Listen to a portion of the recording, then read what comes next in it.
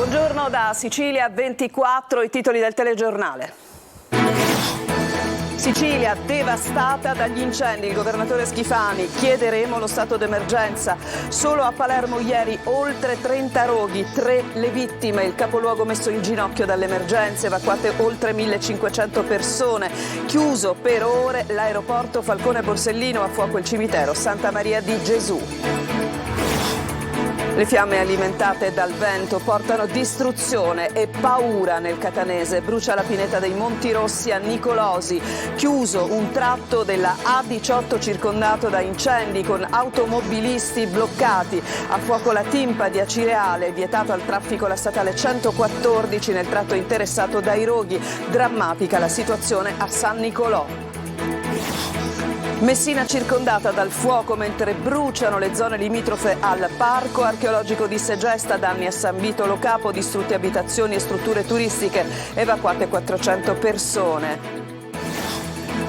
In lenta crescita da oggi l'operatività dello scalo Fontana Rossa fino al completamento previsto nei primi giorni d'agosto. Ieri il sopralluogo del presidente della regione Schifani, mentre il caos del trasporto aereo di Catania approda in Senato. Isole Eolie, tanti VIP ma pochi vacanzieri, bloccati dallo stop dell'aeroporto di Catania per Asso Esercenti Sicilia. L'incendio di Fontana Rossa ha arrecato un gravissimo danno al turismo. Pazienti in barella per ore, i pochi medici sotto stress, situazione limite al pronto soccorso dell'ospedale Umberto I di Siracusa. Abbiamo raccolto lo sfogo di un medico e del parente di una paziente che si è rivolto al nostro TG.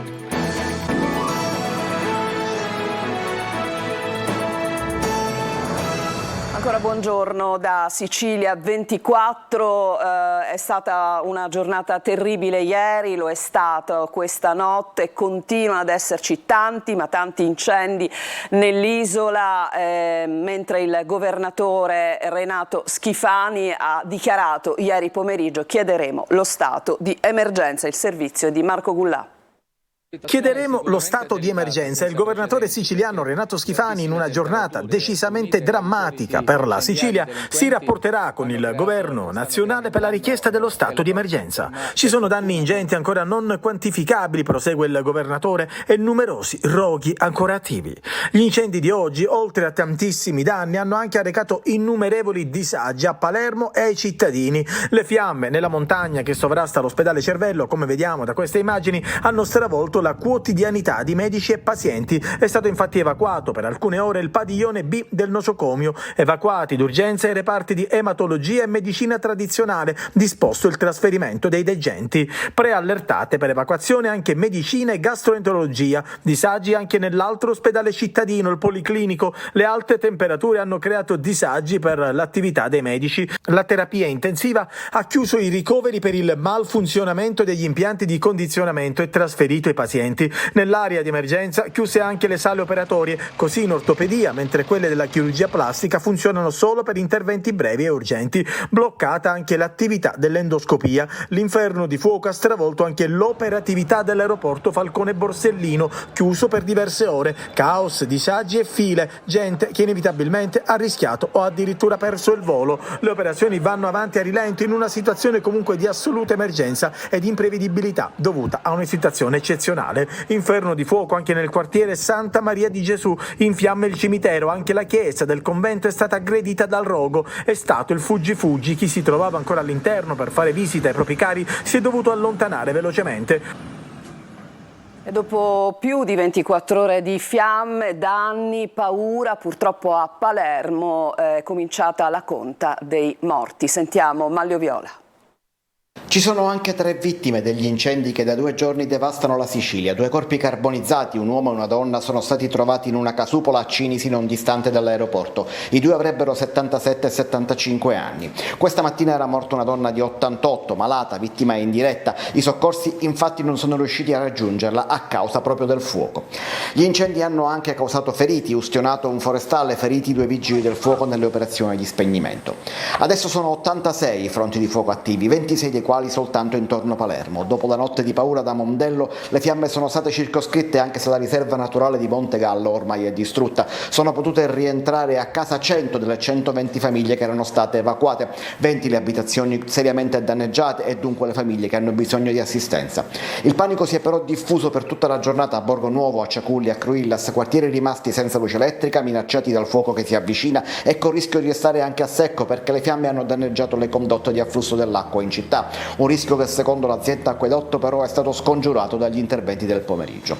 Ma l'incendio peggiore è quello della discarica di Bellolampo che ancora brucia. Solo intorno alle 5 del pomeriggio è potuto decollare un Canadair per effettuare lanci su quell'area. In precedenza il vento di scirocco sfilava troppo forte impedendo le operazioni di volo.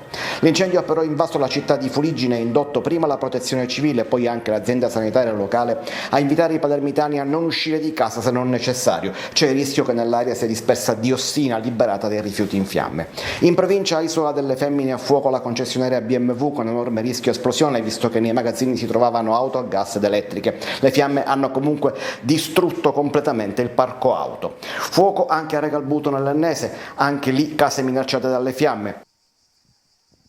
Continua a lavorare, è intensa l'attività dei vigili del fuoco e del corpo forestale anche nel catanese. Le fiamme intanto nella notte hanno attaccato la pineta dei Monti Rossi di Nicolosi che continua a bruciare e costretto all'evacuazione un camping e altre strutture. Sono vasti gli incendi ancora in corso a Zafferana Etnea. Per le aree di maggiore rischio è stata richiesta per questa mattina l'attivazione dei Canadair. Il tutto dopo una giornata terribile laddove si è creato un unico fronte di fuoco da Catania ad Acireale, ma ci fa il punto Orazio Longo. Alle 5 del pomeriggio l'autostrada è chiusa, l'emergenza incendi colpisce anche la A18, la Messina-Catania, vietata la circolazione da San Gregorio ad Acireale. Automobilisti intrappolati, momenti di panico finché non vengono fatti ritornare indietro dalla polstrada. È un unico fronte di fuoco, quello che si estende da Catania ad Acireale. Brucia la Timpa, col fuoco che si avvicina alle frazioni marinare. Danni ingenti a Maria degli Ammalati. 2 villette sono andate completamente distrutte. Qui siamo a Guardia Mangano. Le fiamme alte hanno distrutto tutto quello che hanno incontrato. Danneggiate abitazioni che sono state evacuate, così come un resort. Lì la strada dove c'era l'agriturismo Donna Carmela, il fuoco ha passato il torrente e ha lambito, c'era un piede grosso di un uliveto che è andato in fiamme. Purtroppo non sono riuscito a salvare la casa perché le fiamme erano alte con l'estintore fino a un certo punto, però il fuoco ha preso il sopravvento. Allora, quindi lei ha perso la casa? Sì, penso di sì, ora non si ci può andare perché lì è tutto, il fuoco è tutto intorno.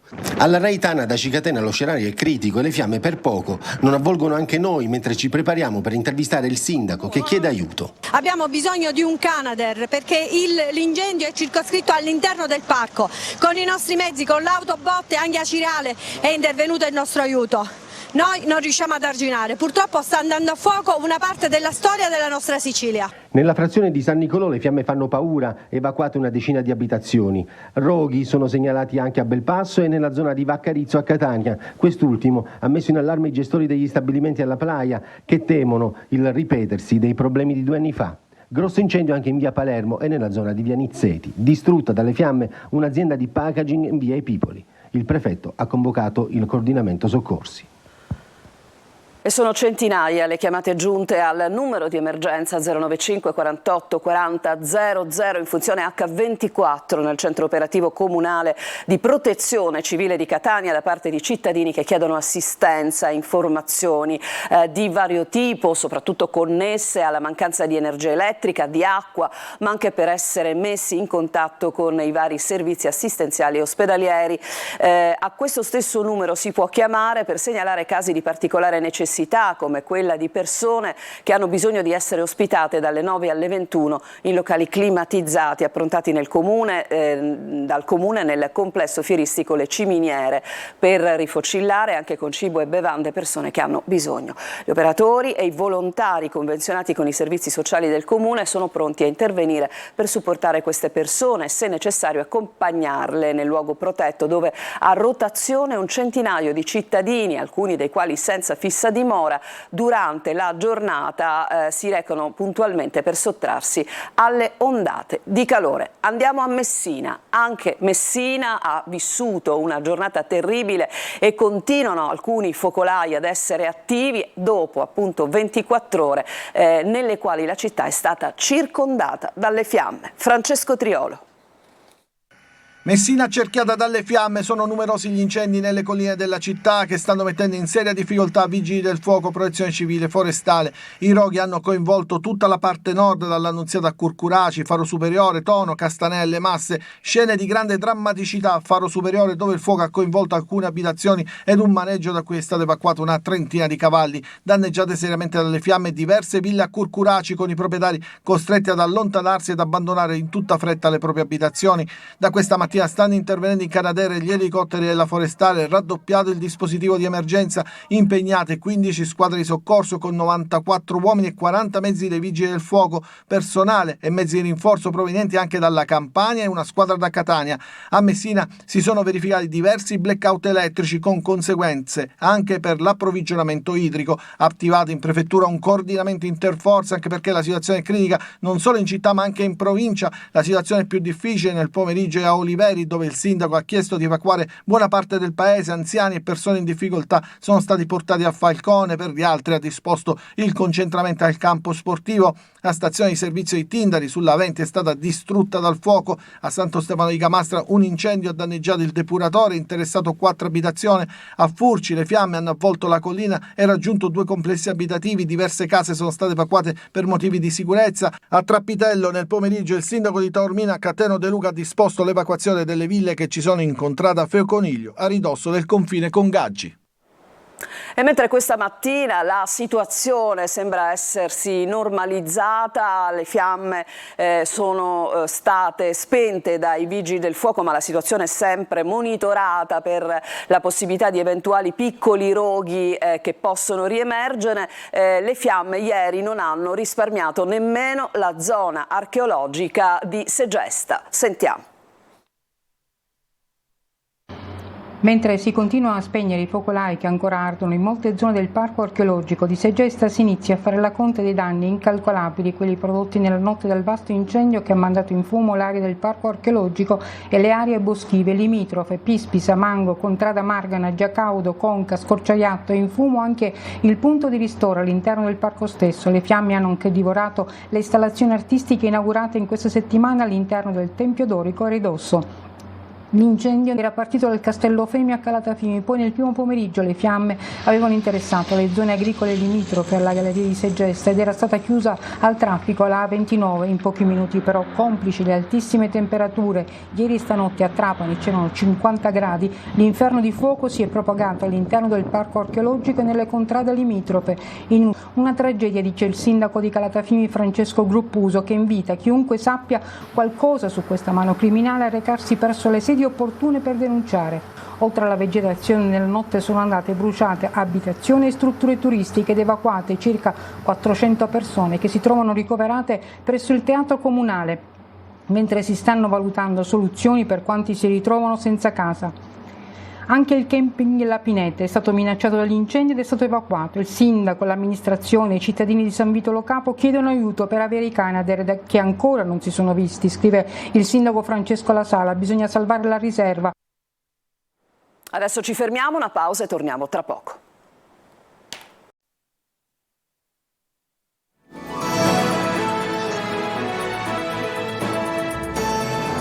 Andiamo all'aeroporto Fontanarossa di Catania, in seconda parte del nostro telegiornale, dove ieri c'è stato un sopralluogo del presidente della regione Schifani e da oggi si promette una ripresa dell'operatività dello scalo. Luca Ciliberti.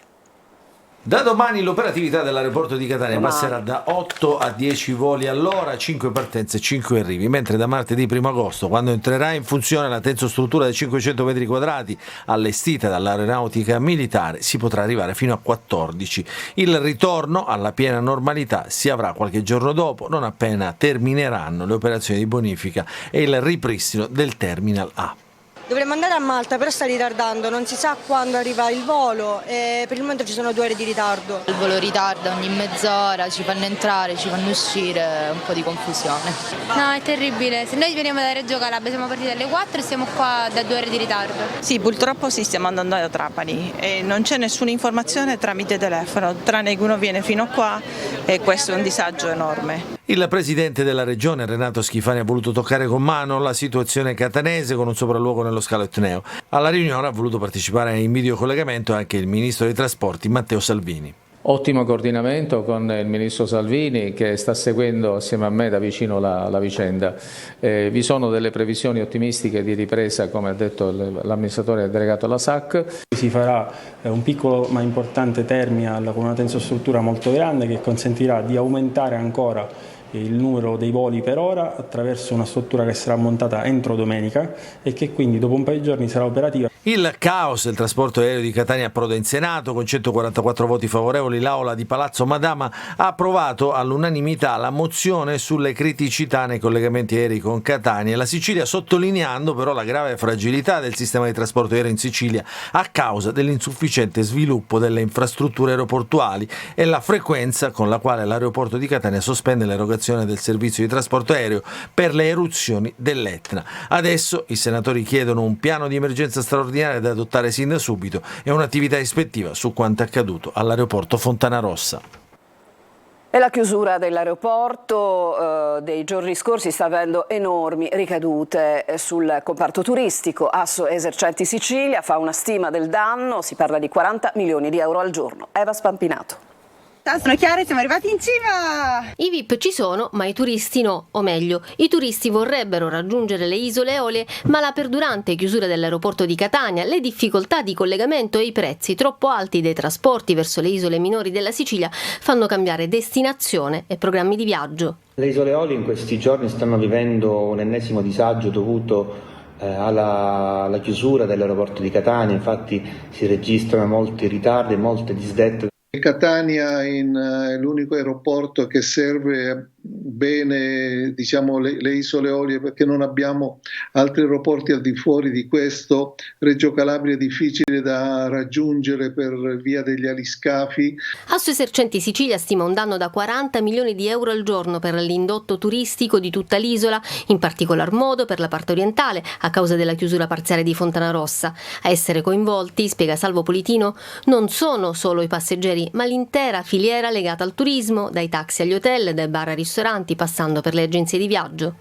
Questa situazione ovviamente si aggiunge alle ataviche problematiche relative ai trasporti da e per le isole Eolie, aggravati quest'anno anche da un aumento dei costi per quanto riguarda le navi. E se i social offrono immagini da sogno con Robert De Niro a Panarea, Chiara Ferragna in Friends in catamarano tra l'Isca, Strombolicchio e Lipari o in vetta allo Stromboli, raggiungere le Eolie per le persone comuni diventa un viaggio lungo e dispendioso, soprattutto per chi parte dal nord o centro Italia. I costi dal nord verso la Sicilia sono molto più alti rispetto ai costi che un turista può avere per andare dal nord in Sardegna, quindi diciamo che la regione dovrebbe cercare di mitigare queste differenze. La soluzione, dicono gli operatori del settore, potrebbe essere quella di migliorare i collegamenti e le comunicazioni con l'aeroporto di Lamezia Terme in Calabria. Una collaborazione fra i vari enti e le varie regioni potrebbe favorire il turismo in tutto il centro-sud. Ancora una pausa e poi ci occuperemo di una vostra segnalazione al nostro TG.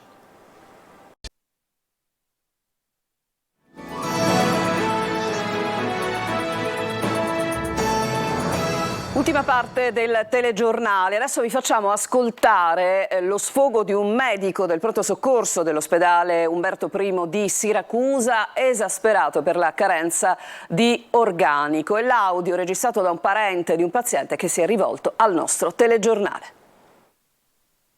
E non riusciamo a fronteggiare l'alto flusso perché dovremmo essere 27, 25 il motivo qual è? E siamo 9 persone lavorano per 25 perché non si presenta nessuno a lavorare in questo modo. Se non denunciate. Abbiamo denunciato e la direzione se ne frega. È lo sfogo di un medico del pronto soccorso dell'Umberto I di Siracusa. I sanitari sono pochi, i pazienti tanti. Se voi siete con noi possiamo fare qualcosa. No, ma se noi voi siamo siete con voi. contro di noi, No, che ci aggredite, noi non possiamo continuare così.